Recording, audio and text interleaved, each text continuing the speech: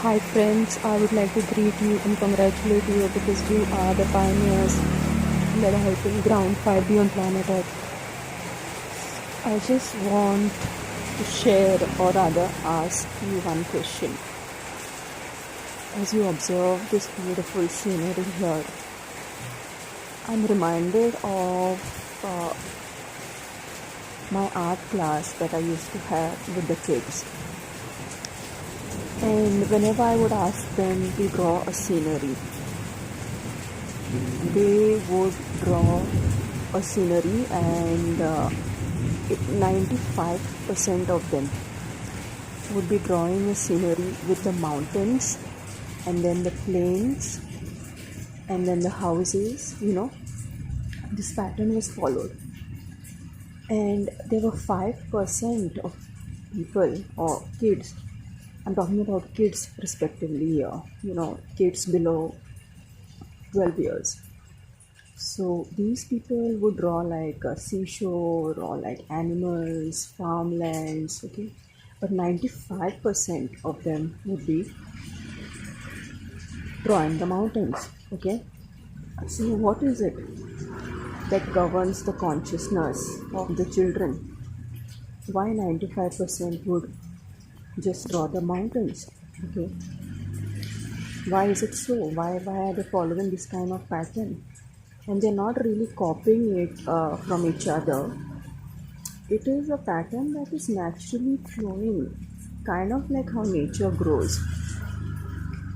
Okay, so I'm not really comparing uh, different regions and different aspects of beauty here, but I'm just wanting you to think about it.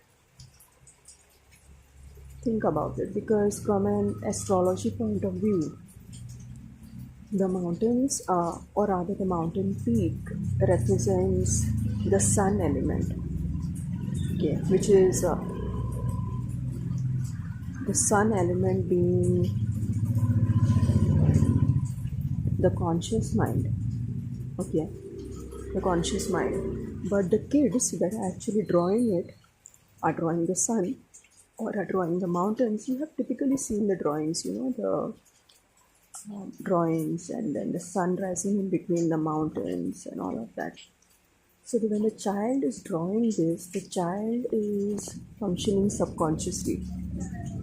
Most of the art is subconscious. In fact, the germination of an artistic concept is a subconscious process to a large part. To a large part. I'm not saying it's entirely subconscious, but it is subconscious to a large part. So, what is the answer to this? Why do 95% of the kids draw mountains when asked to draw scenery? Think about it, friends. Yesterday night, I was thinking about it as I saw the fog covering the mountains. And the mountains represent the sun, they represent the crown chakra.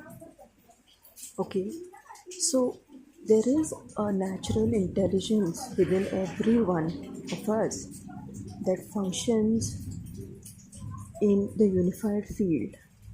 Okay, and children channel all of this directly from the unified field. So, being taught things comes secondary. Okay, the conditioning process comes secondary. Okay, but there is a vast intelligence from which we act, we behave, that is beyond the conditioning process and that is beyond the mind. So we have to remember through this small exercise that I have shared with you,